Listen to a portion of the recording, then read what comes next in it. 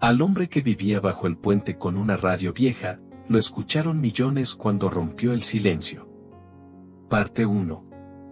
Cuando un desconocido vive bajo un puente con una radio vieja en las manos, nadie se pregunta por qué nunca habla. Todos los días, al amanecer, un hombre de barba enredada, piel quemada por el sol y mirada inquieta se sentaba junto a los pilares del puente de San Tomás. Tenía consigo una mochila rota, una libreta llena de papeles arrugados y una radio portátil de los años 90, que encendía a la misma hora, 6:33 de la mañana exactos. Nunca pedía nada. Nunca miraba directo a los ojos. Y lo más desconcertante, jamás se le escuchaba decir una sola palabra. Algunos decían que estaba loco. Otros que era mudo. Unos más creían que solo escuchaba voces en su cabeza. Lo apodaron el radio, porque parecía vivir dentro de ese aparato. Pero nadie sabía su nombre. Ni su historia. Ni por qué, cada mañana, movía la perilla de la radio con tanta precisión, como si buscara una frecuencia que el resto del mundo había olvidado. Hasta que una madrugada, en medio de una tormenta, alguien se detuvo frente a él, una joven reportera de nombre Clara, que cubría historias urbanas para un canal local en crecimiento. Llevaba semanas intentando entrevistar a personas que vivieran en condiciones de calle, pero nadie había logrado que el radio hablara.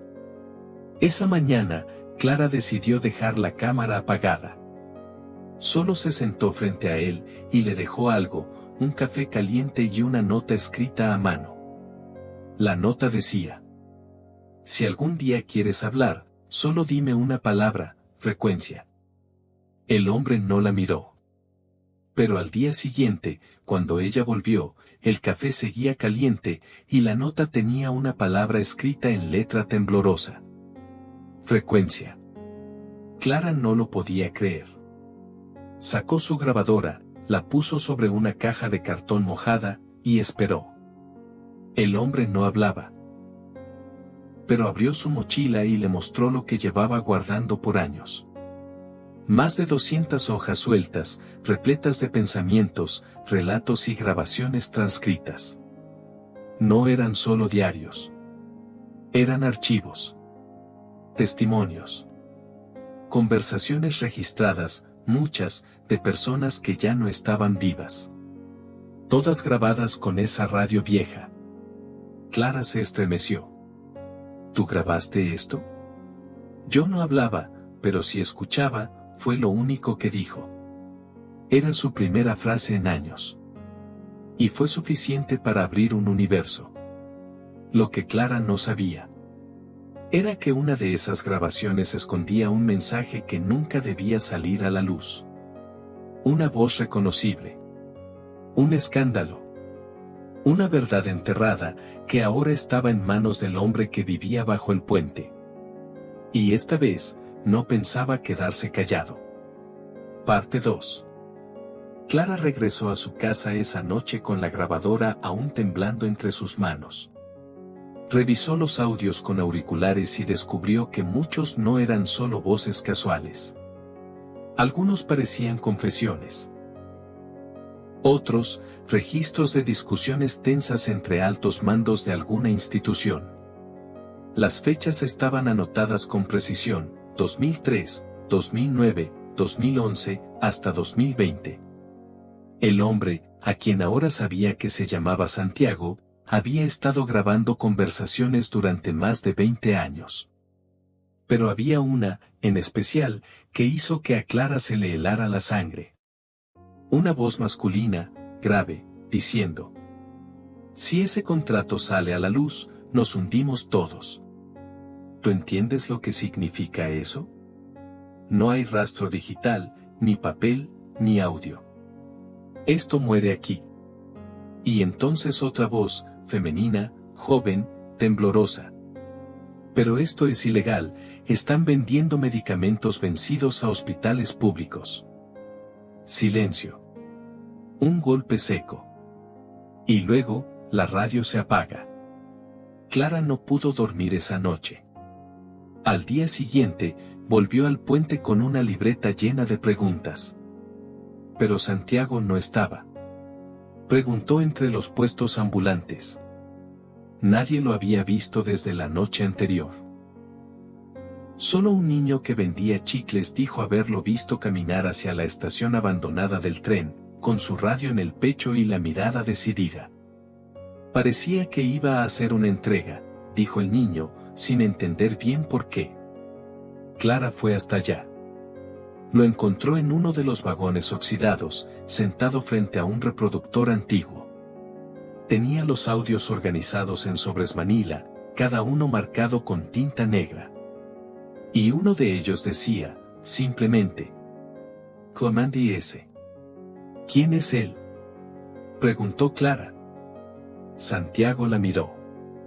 El hombre más intocable de este país. Y el que mandó a callar a mi hija. Clara sintió que se le apagaba el alma. ¿Tu hija? Era pasante de medicina. Fue quien grabó eso. Me lo mandó escondido, horas antes de desaparecer. Dijeron que fue un accidente. Pero yo sé que no. Clara entendió entonces por qué Santiago vivía bajo el puente. No era un hombre derrotado. Era un centinela. Esperando el momento exacto para que alguien, como ella, lo ayudara a hablar. A gritar lo que llevaba años susurrando entre frecuencias olvidadas. Y ahora, el país estaba a punto de escucharlo todo. Parte 3. Clara sabía que estaba cruzando una línea sin retorno. Cuando tomó en sus manos el sobremarcado como Comandi S, supo que esa grabación no solo pondría en jaque al hombre más poderoso del sistema de salud nacional, sino que también pondría en riesgo su vida. Aquel nombre no era desconocido. Clemente Salazar, empresario intocable, dueño de farmacéuticas, condecorado por donaciones millonarias y frecuente invitado en los noticieros. Pero todo eso era fachada. Lo que Clara escuchó al reproducir el audio, era otra cosa. Que lo entierren como sea. Que el reporte no salga. Que firmen lo que les digo. Y si esa becaria habla, ya sabes qué hacer. Clara no pudo contener las lágrimas. Santiago había dicho mi hija con una mezcla de rabia y dolor que ahora tenía eco. Se llamaba Lucía, le dijo. Siempre quiso ser doctora en zonas rurales. Era valiente. Tan valiente que se metió con los peces más grandes. Cuando grabó eso, me lo mandó con una nota escrita en una servilleta. Santiago sacó un pedazo doblado de papel, amarillento y húmedo por el tiempo. Clara lo leyó. Papá, si algo me pasa, usa esto. La verdad necesita ruido. Yo solo tengo tu frecuencia. No pudo evitar temblar. Ese mensaje era un legado. Un llamado. Esa noche, Clara publicó una nota sin firma. La tituló. La grabación que podría derribar a un titán del sistema de salud. Adjuntó un audio de 2 minutos, cuidadosamente editado, sin nombres, pero con suficiente tensión para que la opinión pública explotara. En menos de 24 horas, el hashtag #la frecuencia de Lucía era tendencia nacional. Miles querían saber quién había filtrado el material. Los noticieros hablaban de la voz fantasma. Y Clemente Salazar, por primera vez en décadas, canceló todas sus apariciones públicas. Pero Clara sabía que vendría represalia. Su celular comenzó a recibir llamadas desconocidas. Una noche, su coche apareció rayado con la palabra traidora. Y Santiago, desapareció. Solo dejó una nota en el vagón oxidado. Ya no soy el radio. Soy el ruido. Clara sabía que la tormenta apenas comenzaba. Y no pensaba quedarse callada. Parte 4. Los días siguientes fueron un caos. Clara vivía entre paranoia y euforia. Su publicación había detonado algo mucho más grande de lo que imaginó. Y aunque su identidad no se había revelado, la presión crecía desde todos los frentes. Un sobre sin remitente llegó a su casa. Dentro, una sola cosa, una foto en blanco y negro de Lucía, la hija de Santiago, con una cicatriz en el rostro y una nota escrita con marcador rojo. Viva. Bajo tierra. Callada. Decide tú si sigue así. Clara se quedó inmóvil. Si esa foto era real, Lucía no había muerto. O al menos, no completamente. Y alguien quería que ella supiera, y decidiera si seguir adelante o no. Volvió al vagón donde Santiago solía esconderse. Lo encontró vacío, pero en el suelo, entre papeles viejos, halló una caja de cartón con una nota doblada en la chaqueta de una radio rota. Decía: si me encuentran, no me busquen. Si me oyen, no me olviden. La siguiente frecuencia es 108.9. Ahí dejé todo. Esa noche, Clara fue hasta una vieja estación de radio abandonada, donde alguna vez transmitieron FM local. Conectó el equipo, giró el dial, y ahí estaba. Una emisión automática, repetitiva, con una sola grabación dando vueltas. Este es Santiago. Si estás oyendo esto, es porque ya no puedo hablar. Pero mi voz no es lo importante.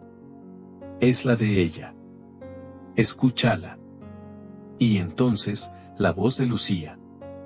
Fuerte, clara, valiente. Narrando todo lo que había visto desde dentro. Cómo adulteraban medicinas, cómo silencian a los denunciantes, cómo ella sabía que la estaban siguiendo. Si me pasa algo, que mi voz no se quede aquí. Que mi historia no termine en una tumba sin nombre. Clara lloró. Pero no de miedo. Lloró de furia, de valor, de certeza. Tomó la grabación, la editó con precisión quirúrgica y la subió a un canal anónimo con el título: La voz que quieren enterrar, testimonio de Lucía Salazar.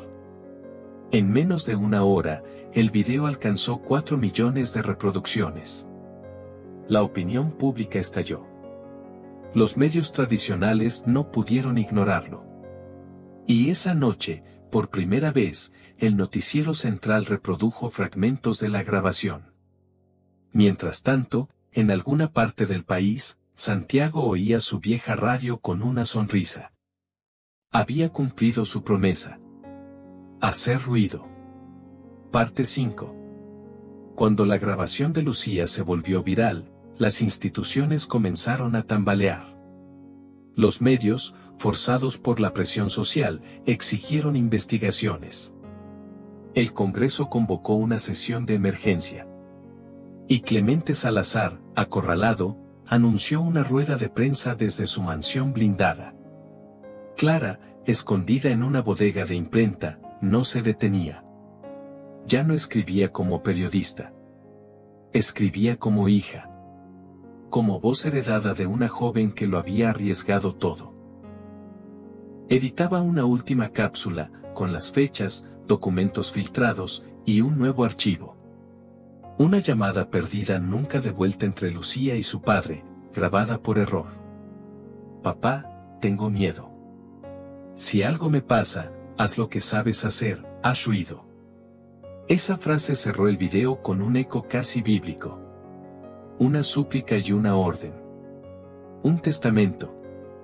La noche de la conferencia, Clemente Salazar entró al salón con sus abogados. Pero al tomar el micrófono, antes de que dijera una palabra, una voz comenzó a escucharse por los altavoces. Clemente Salazar sabía. Clemente Salazar aprobó. Clemente Salazar cayó. La transmisión había sido hackeada. Y en las pantallas apareció la firma digital de Lucía Salazar, con la fecha del último día que se le vio con vida. El país explotó. Miles salieron a las calles. El fiscal general pidió su renuncia inmediata. Y por primera vez, los noticieros lo dijeron con todas sus letras. Lucía Salazar fue silenciada por decir la verdad. Hoy, su voz ha vencido al poder. Una semana después, Clara caminaba sola por un mercado en Oaxaca. Entre los puestos, un anciano vendía radios viejas. Una en especial tenía una pequeña nota pegada con cinta. Gracias por no apagarme. Era su voz. Era Santiago. Clara lo buscó entre la gente, pero no lo encontró. Solo una grabación en una de las radios, programada para sonar cada hora. La verdad no necesita micrófono, solo oídos que no teman escuchar. Esa noche, en la azotea de su hotel, Clara encendió una radio, giró el dial, y ahí estaba, la frecuencia de 108.9. La de los que no tienen voz, pero jamás se quedan callados. La de Santiago. La de Lucía. La suya. Y por primera vez en años, Clara no tuvo miedo de hablar. Fin.